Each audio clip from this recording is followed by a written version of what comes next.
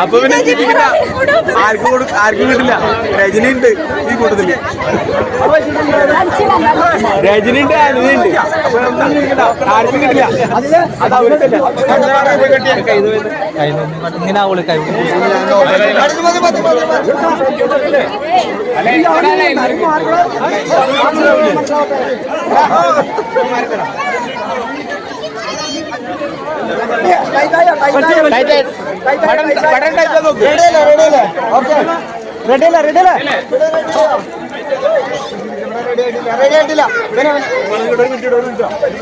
പുളിമ കെട്ടാൻ പറ ജയിക്കണെങ്കി.